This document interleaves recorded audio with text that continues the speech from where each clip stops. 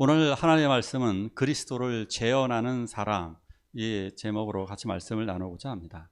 오늘 주인공은 교회 시대의 주인공이라 할 수 있는 스데반입니다. 저는 지금으로부터 대략 한 40여 년 전에 이 사람을, 스데반을 가지고 연극을 한번 했던 적이 있습니다. 연극을 제가 시나리오를 써서 성극을 진행하는데, 이 연극을 하다 보니까 스데반에 대해서 감동이 될 수밖에 없었습니다. 이 연극을 하면서 무슨 생각이 들었냐면, 당연하겠지만 우리 모두 다 나도 이렇게 죽을 수 있을까? 그죠? 우리는 이렇게 순교할 수 있을까? 두려운 마음이 들었습니다. 과연 저는 순교를 해낼 수 있을까? 스데반, 첫 순교자입니다. 그의 이름의 뜻은 영어로 다 스티븐 이러죠. 예전에 스티븐이라는 이름은 되게 많죠. 의학 박사, 예전에 참 유명한 물리학자 중에 스티븐 호킹, 그다음에 육백만불의 사나이도 제가 알기로는 스티븐 같아요. 그러니까 스데반, 그러니까 이 이름이 굉장히 많아요. 스데반, 이름의 뜻은 왕관입니다. 왕관. 순교자에게는 생명의 면류관, 그 면류관을 하나님께서 씌워주시겠다고 약속해 주셨는데, 그 면류관을 쓴 사람 바로 스데반입니다. 이름대로 살아서 이름대로 순교의 면류관을 썼던 위대한 사람입니다. 오늘 스데반 집사에 대해서 간단히 같이 나누도록 하겠습니다. 같이 한번 말씀 한번 읽어볼까요? 시작.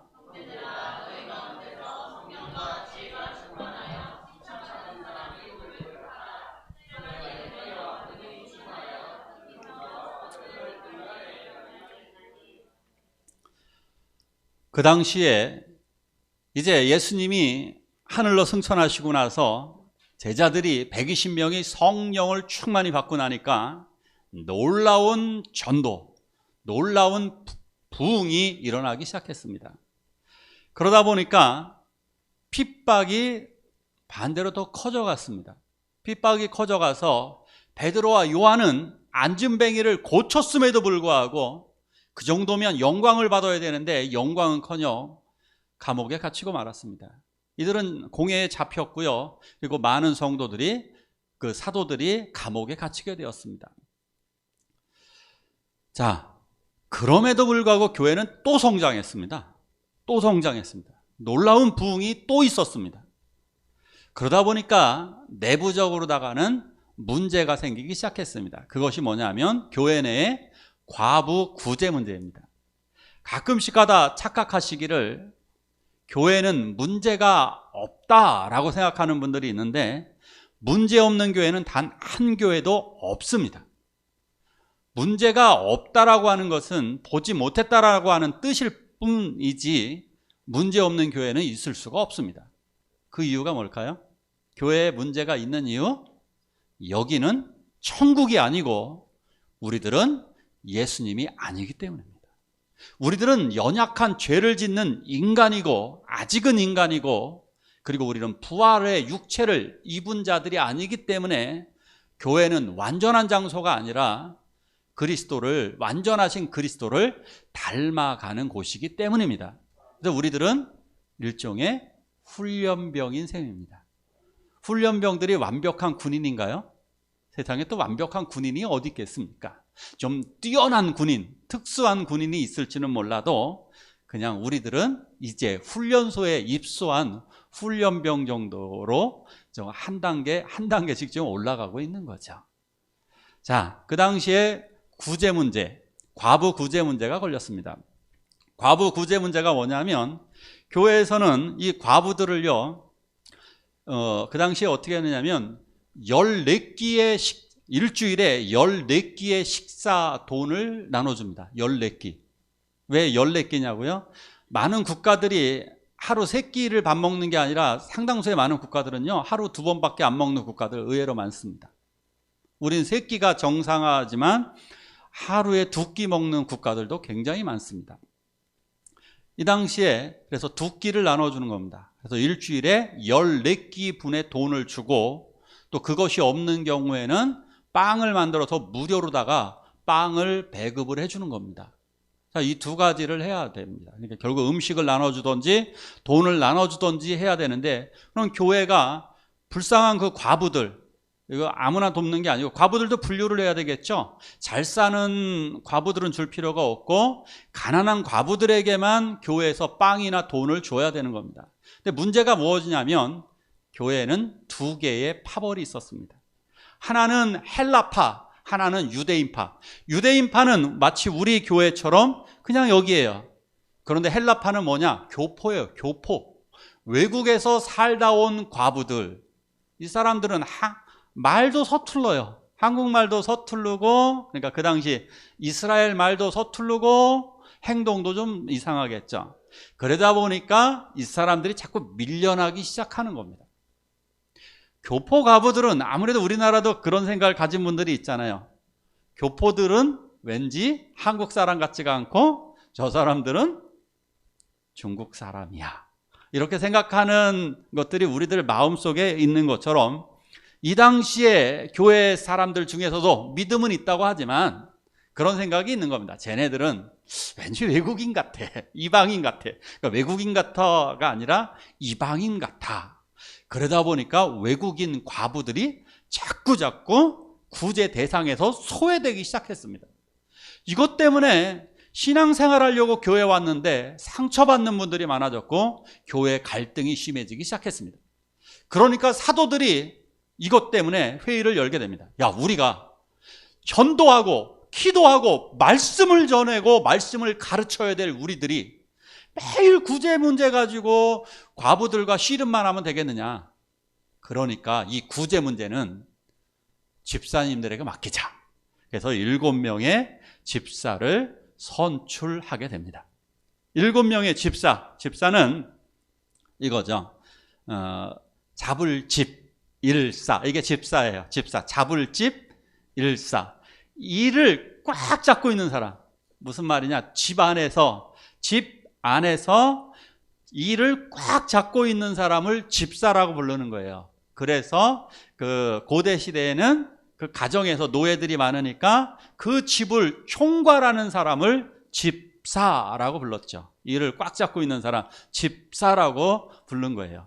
교회에서도 일을 꽉 잡고 있는 분들을, 그래서 교회에서도 식사라든가 뭐 재정이라든가 또 때로는 교회 피아노 찬양 여러 가지 봉사 일들을 감당해내시는 분들을 꽉 잡고 있는 분들을 집사로 임명을 하게 되는 것입니다. 자, 집사의 이제 선발 조건. 아무나 집사님이 되면 안 되기 때문에 7명을 선출하게 되는데요. 7명을 선출할 때 자격 조건은 성령과 지혜가 충만한 사람이었습니다. 성령 충만하다. 어떨까요? 어떤 사람이 성령 충만한 사람일까요? 일단 성령이 충만한 사람을 뽑아야 돼요.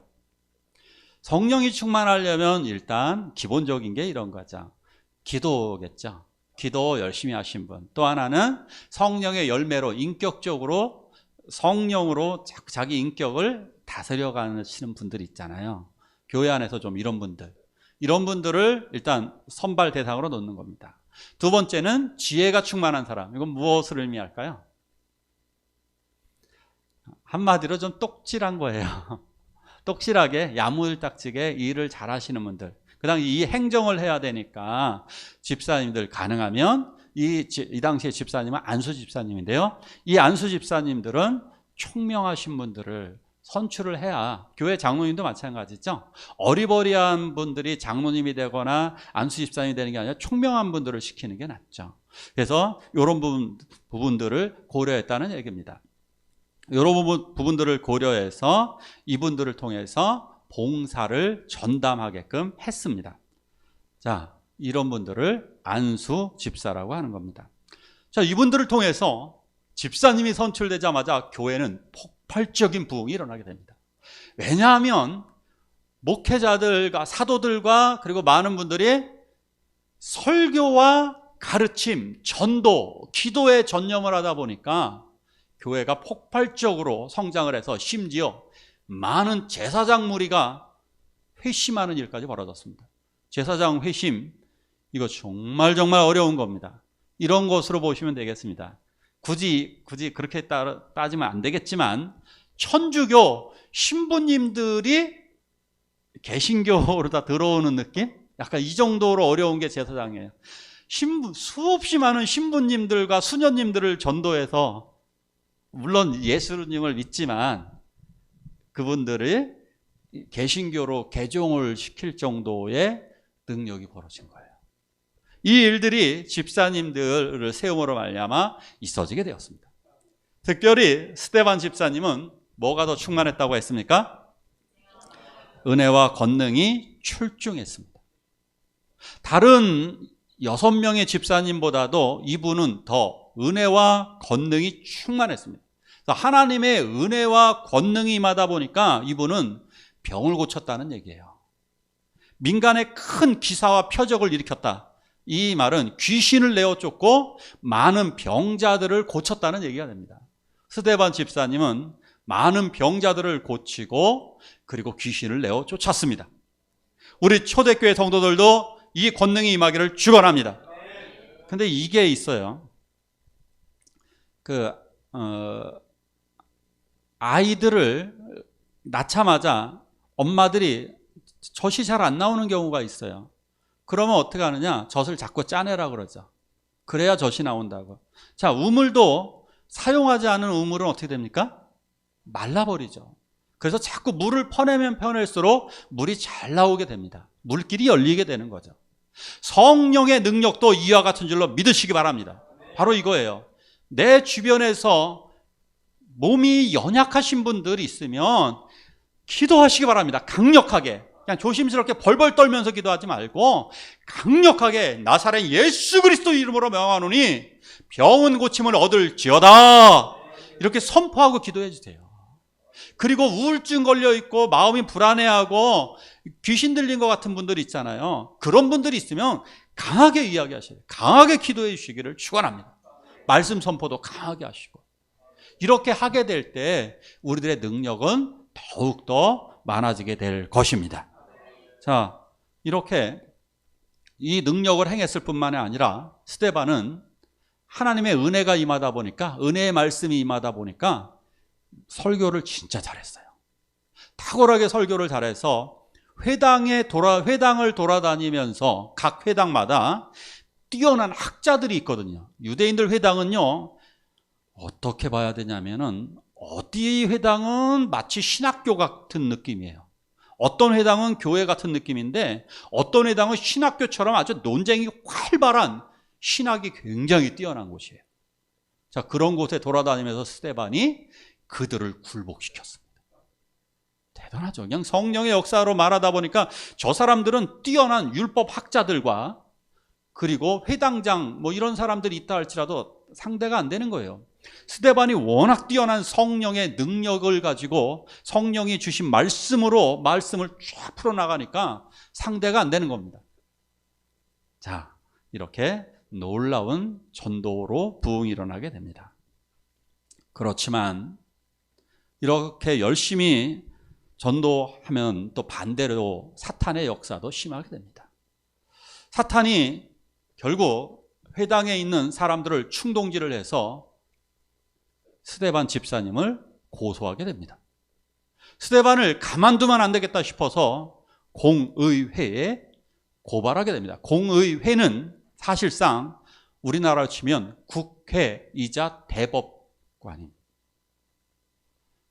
굉장히 강력한 최종 결정기구이기 때문에 여기는 사실상 헌법재판관 같은 최종 결정 기관이기 때문에 이곳에 고발을 당하게 됩니다. 같이 한번 읽어볼까요? 같이 읽습니다. 시작.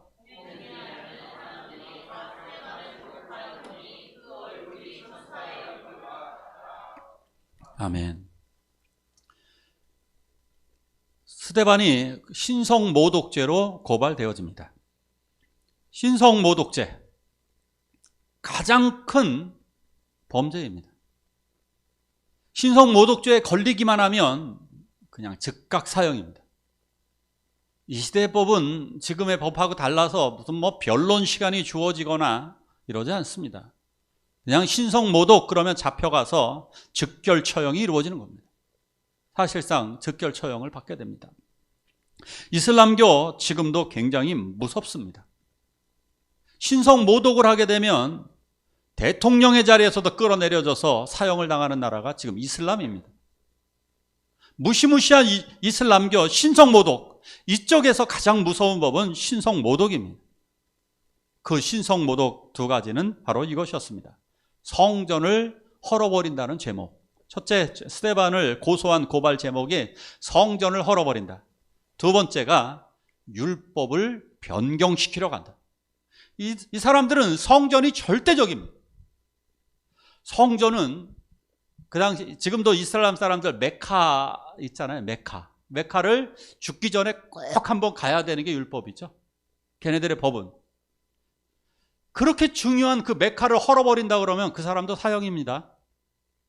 성전을 헐어버린다고 했으니 유대인들 역시 사형입니다. 예수도 그거로 죽였는데요. 예수 성전을 헐어버린다는 이유로 예수를 고발했던 자들이 이제 똑같이 스데반을 고발을 해서 이제는 스데반을 죽이려 하고 있습니다. 율법을 고친다는 거, 율법은 이 사람들이 생각하기에 그냥 법이 아닙니다. 우리나라처럼 헌법 정도가 아닙니다. 이 율법은 진리입니다. 진리. 이 사람들이 생각하는 거 율법은 진리입니다.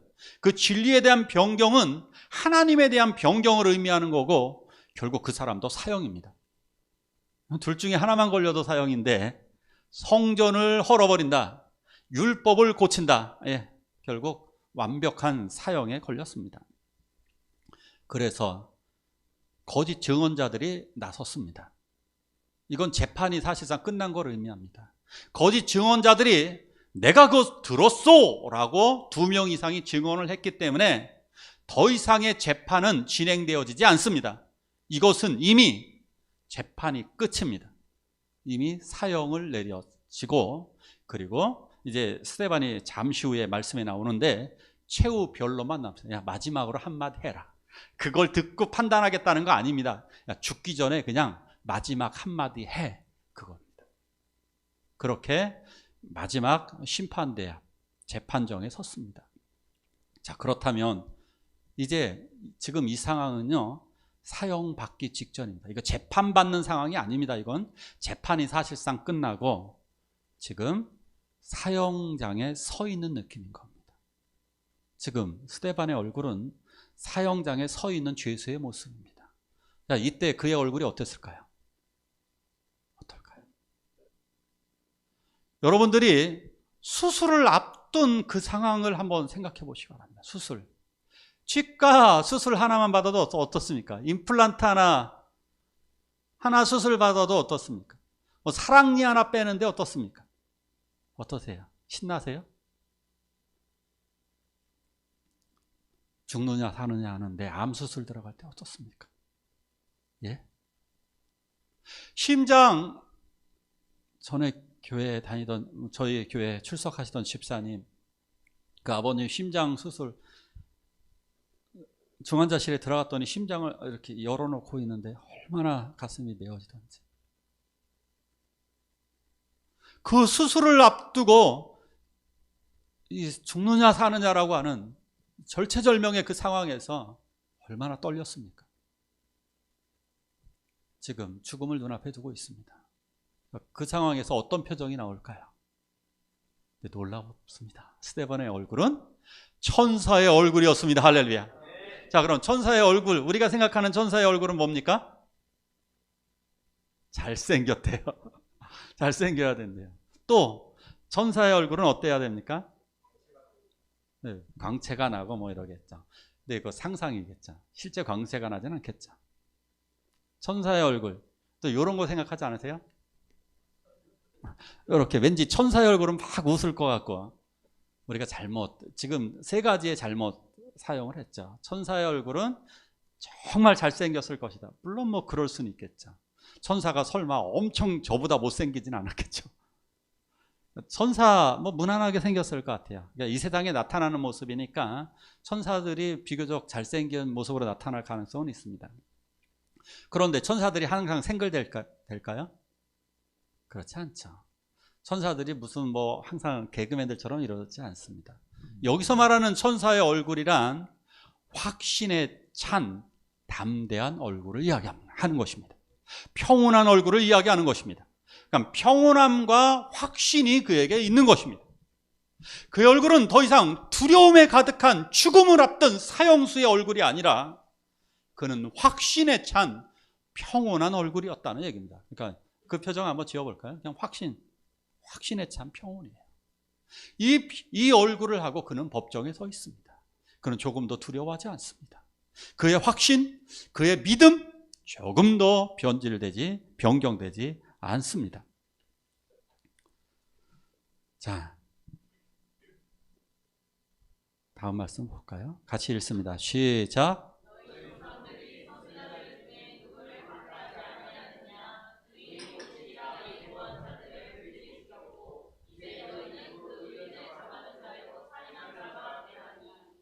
아멘. 이제 최후 변론을 하게 됩니다. 이거 최후 사실은 변론이 아닙니다. 그냥 마지막 유언 같은 겁니다. 우리가 최후 변론, 저도 맨 처음에 이렇게 제목을 잡아봤다가 이 말씀을 연구하면서 이거는 최후 변론이 아니에요. 그냥 최후 유언입니다. 너 마지막으로 한마디 해라. 너 어차피 죽을 건데, 너 사형당하는데 죽기 전에 한마디 해봐. 이겁니다. 그 죽기 전에 한마디가 바로 오늘 최후의 변론입니다. 스데반은 이 마지막 순간을 이용해서 복음을 전합니다. 놀랍게도 이 마지막 순간을 이용해서 하나님의 메시지를 공의의 의원들에게 공식적으로 선포하게 됩니다. 그래서 하나님이 순교의 기회를 주신 겁니다. 저는 왜 스데반을 순교를 지키셨을까? 이 착한 위대한 스데반을 하나님은 왜 이렇게 일찍 데려가셨을까? 바로 이때 최후의 복음을 공의의 의원들에게 전하게 하신 거예요. 만약에 우리들에게도 이러한 국회의원 300명에게 국회에 가서 마지막으로 그들에게 복음을 전할 기회가 주어진다면 어떻게 하시겠습니까? 우리들도 아마 이 사명을 감당해내리라 믿습니다. 그래서 여기서 스데반은 이렇게 설교를 하게 됩니다. 먼저 아브라함 이야기를 합니다. 아브라함 이야기에다 복음을 전합니다. 우리 조상 아브라함이 이 땅에 들어왔습니다. 그는 약속 하나만을 믿고 살았고 아브라함을 통해 이삭, 야곱, 요셉까지 주어졌죠. 그래서 요셉 때 우리 민족이 애굽에 들어가서 살았고 그래서 애굽에서 노예살이하며 살았습니다. 바로 그때 하나님께서는 우리들을 위해서 구원자 한 명을 보내주셨습니다. 그 구원자가 바로 모세입니다. 그 모세를 통해 하나님은 우리들에게 귀한 율법을 주었습니다. 그런데 우리들은 율법을 지키지 않았습니다라고 이야기하는 겁니다. 당신네들이 율법을 진리라고 지금 변경할 수 없다라고 말은 해놓고 당신네들은 율법을 지키지 않았습니다. 이 이야기를 하는 겁니다. 당신네들은 우상 숭배를 했습니다. 당신네들이 이 성전을 그렇게 소중하게 생각했지만 당신들이 한 짓이 뭡니까? 당신네들의 조상은 우상을 숭배했습니다. 우상 숭배한 이야기를 다 해요. 너희들은 1월 성신을 섬겼다고. 1월 성신이 뭔지 아세요? 하늘의 해와 달과 별을 너희가 다 섬겼다고. 이들은 우상 숭배할 때 스데반은 아이까지 바친 일을 이야기합니다. 아이를 바칠 때 어떻게 하느냐면요, 이렇게 우상이 바알이 이렇게 손을 벌리고 있어요. 그러면 그 팔 안에다가 아기를 놓는 거예요. 아기를 놓고 밑에 불을 떼가지고 아이를 태워 죽입니다. 어린 아기를. 이게 이스라엘 백성들이 했던 짓이에요. 어린 아기를 너희는 우상 숭배해서 바치기까지 했지 않느냐. 그래서 너희들이 한 짓이 뭐냐? 이건 거예요. 의인이 오시리라 한 그들을 잡아 죽였다. 너희들은 선지자를 잡아 죽였잖아. 너희들은 세례 요한도 죽였고 너희들은 그 의인 예수를 죽였잖아. 당신네들은. 어떻게 하나님이 너희들 이 성전을 헐지 말라고? 이 성전이 무슨 의미가 있어? 라고 얘기하는 겁니다. 이 성전이 무슨 의미가 있냐고. 똑똑한 사람들은 알고 있습니다. 이 땅에서도. 우리가 예수를 제대로 안 믿는 분들 중에 제사상을 차리잖아요. 제사상 차리면 그게 누가 먹는다고? 이 멍청한 사람들이 이 제사밥을 잘 차리면 귀신들이 와서 먹는다라고 생각하는 것 발상 자체가 아주 어리석기 짝이 없잖아요. 이 어리석은 생각을 하는 것처럼 하나님이, 하늘에 계신 위대한 하나님이 성전 안에 계신다고요? 그 성전에서 주무시는 건가요? 그 성전에서 뭐 하시는 거예요? 우리 하나님은 어디든지 계십니다. 예수를 통해 임재하십니다.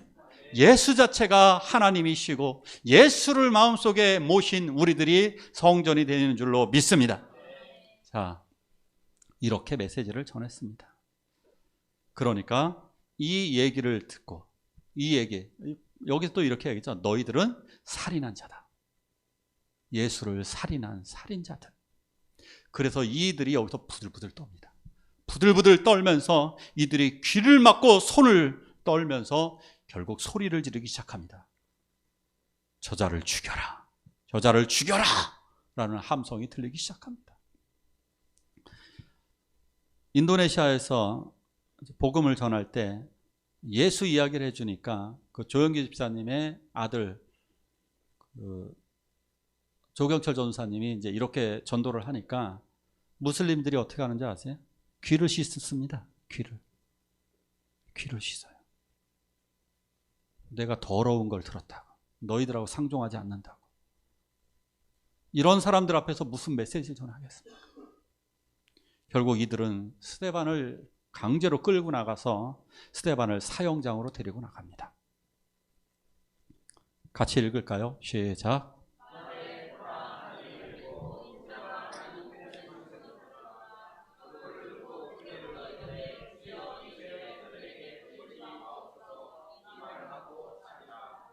아멘.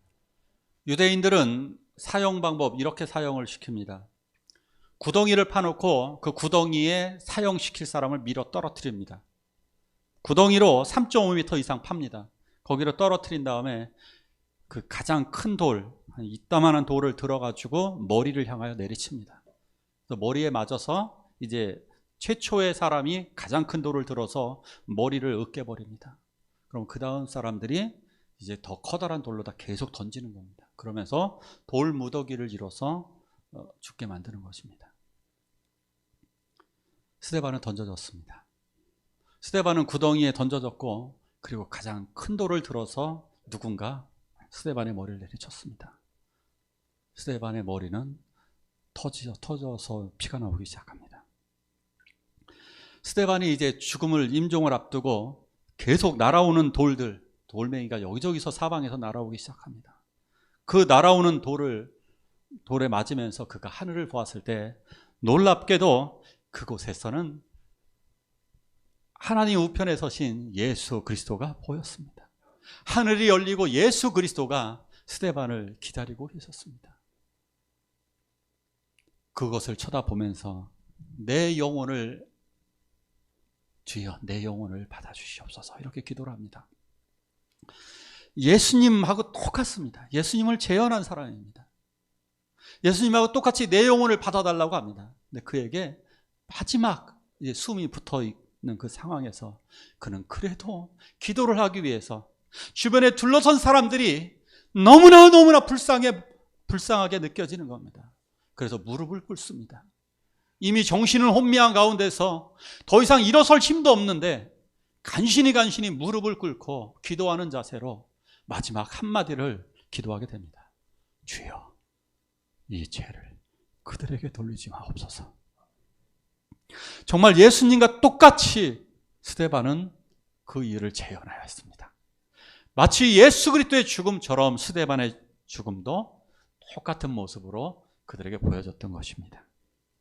너무나 위대한 죽음, 너무나 위대한 순교였습니다. 이것을 기점으로 말미암아 놀라운 일들이 벌어지게 됩니다. 예루살렘의 대박해가 시작되었습니다.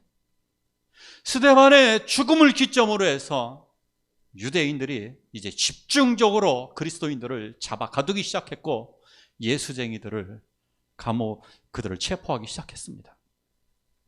그런데 신기한 일이 벌어졌습니다. 그 누구도 배교를 하지 않는 것입니다. 이들이 감옥에 갇혀서도 똑같이 예수는 그리스도라고 증거하기 시작하는 겁니다. 왜 그랬을까요? 왜 그랬을까요? 스데반이 죽었어요. 스데반 집사님도 그러했는데 나도 그리스도인이잖아. 나도 그리스도인인데 나도 똑같이 스데반의 뒤를 따라갈 것이다. 그들도 죽음을 두려워하지 않냐고 담대하게 그 복음을 전하게 되었습니다. 그래서 그 스데반의 순교의 피가 강물처럼 흘러서 결국 대한민국 여기 초대교회 저에게까지 그 생명의 복음이 흘러 들어오게 된 것입니다. 어거스틴은 이렇게 말했습니다. 스데반이 기도하지 않았다면 교회는 바울을 얻지 못했을 것이다. 스데반을 죽인 그 현장의 주범은 사도 바울이었습니다. 그 바울이 예수를 믿기 전에 스데반을 죽인 것이었습니다. 어쩌면 이 장면을 보고 마지막에 사도 바울도 장렬한 순교를 하게 되죠. 어쩌면 그는 스데반을 떠올렸을지도 모릅니다. 스데반은 그래, 그렇게 하나님을 바라보며 갔지. 사도 바울의 죽음을 기록한 사람들도 이야기하잖아요. 예수님을 바라보며 찬송하며 갔다고. 그렇게 위대한 삶을 최초로 보여줬던 위대한 순교자는 바로 스데반이었습니다. 스데반은 이렇게 그리스도를 완벽하게 재현한 사람이었습니다. 저는 그 스데반 연극을 하면서 정말 스데반처럼 할 수 있을까? 저도 이 생각을 정말 하면서 저는 할 수 없다고 생각을 했습니다. 제가 군대에 있을 때 저는 교회를 갈 수밖에 없었습니다. 교회를 갔기 때문에 제 시절에는 신병은 교회를 갈 수 없었습니다. 신병이 교회를 갔기 때문에 저는 상병 고참한테 정말 심하게 두들겨 맞았습니다. 발로 가슴을 계속 걷어차고, 그리고 쓰러지면 일으켜서 일어나라고 해서 또 때리고, 그리고 뺨도 많이 맞았습니다. 그렇게 맞은 다음에 한 번만 더 교회 가면 죽여버린다고 이제 협박을 들어야 했습니다. 그 다음 주에 저는 정말 고민이 많이 됐습니다. 교회를 가야 될까 말아야 될까. 스데반을 생각했습니다. 그래, 가자. 죽을 때 죽더라도 가자. 네, 교회를 갔습니다. 가는데 그 상병 고참이 저를 전혀 터치하지 않는 겁니다. 속으로다가 하나님이 내 기도에 응답하셨어. 그러면서 자, 지금 아멘은 취소하시기 바랍니다. 그 뒤에 이야기가 나옵니다. 기도를 들어주셨어 라고 생각했습니다. 근데 그것이 아니었습니다. 그 상병은 하사에게 이 사실을 꼰질렀습니다. 결국 하사가 와서 머리를 박으라고, 하사가 오더니 심상에서 머리를 박으라고 했습니다. 그래서 머리를 박고 땅에다 박고 있으니까 저를 확 걷어찼습니다. 걷어차서 뒹굴르니까 군합발로 바로 목을 밟기 시작했습니다. 너 이 새끼 진짜 미쳤구나. 네가 교회를 가? 한 번 맞았으면 됐지. 너 죽으려고 환장했어? 하면서 군합발로 목을 밟았습니다. 그게 살며시 밟았다면 이래다 말겠지 했지만 진짜 질식할 정도로 아주 강하게 밟았습니다. 숨이 제대로 쉬어지지 않았습니다. 교회 갈래 말래. 놀랍게도 그때 아무것도 생각이 나지 않는 거야. 아마 몽롱해서 그랬던 것 같아요. 질식이 되어지는 상황이니까 몽롱해서 그랬는지 몰라도 이대로 죽으면 천국 가지 않을까? 이 훈련 받지 않고. 특공대 훈련이 너무 힘들었거든요. 그러니까 저한테는 잘 된 거죠. 그래, 이대로 죽자. 그래서 교회를 가겠다고 목소리는 어차피 안 나옵니다. 그래서 끄덕였습니다. 끄덕였더니 더 세게 밟는 겁니다. 그러면서 마지막 들려오는 소리는 그것이었습니다. 내가 너를 죽이면 나는 기껏해야 영창에 가면 끝이다. 난 영창에 가면 끝이지만 너는 이대로 죽는 거다. 근데 그래도 저는 교회 가겠느냐라는 마지막 물음에 고개를 끄덕끄덕였습니다. 그러더니 쌍욕을 하면서 밖으로 나오라고 그러더라고요. 밖으로 딱 나간 순간에 지독한 놈 다 그러더라고요. 그러면서 어깨를 툭툭 치며 이야기하더라고요. 우리 매영이 목사님이야. 우리 다음 주에 교회 같이 가자. 승리가 이루어졌습니다. 할렐루야. 그러나 고민은 여기서 시작됩니다. 또다시 진짜 저를 순교의 현장으로 데려가면 순교할 수 있을까? 저는 솔직하게 전혀 자신 없습니다. 전혀 자신 없습니다. 저는 이렇게 스데반처럼 재현할 자신이 없습니다. 전혀. 오직 이것은 하나님의 성령이 임할 때에 가능하게 될 것입니다. 우리 모두는 스데반처럼 사실상 살아가기가 정말 힘이 듭니다. 하지만 성령이 함께 하시면 우리는 마치 스데반의 삶처럼 우리도 그 길을 따라가게 될 것입니다. 우리가 지금 해야 할 일은 순교를 결단하느냐 마느냐 일이 아니라 내가 스데반처럼 성령 충만한가 아닌가, 이것이 우리들에게 가장 중요한 일이 될 것입니다. 그러기에 오늘도 우리 살아가면서 그리스도를 재현하는 삶을 살아가시길 원합니다. 스데반처럼 전도하시고요, 스데반처럼 성령 충만하시기를 기도하길 원합니다. 집사 한 명이 얼마큼 이 세상을 바꾸었는지, 스데반 집사 한 명이 온 세상을 바꾸었듯이 우리 초대교회 집사님, 권사님, 장로님 한 명이 우리 대한민국 교회 세계를 바꾸게 될 줄로 믿습니다. 우리 함께 찬양하시며 기도하길 원합니다. 찬양하며 기도하시기 원합니다.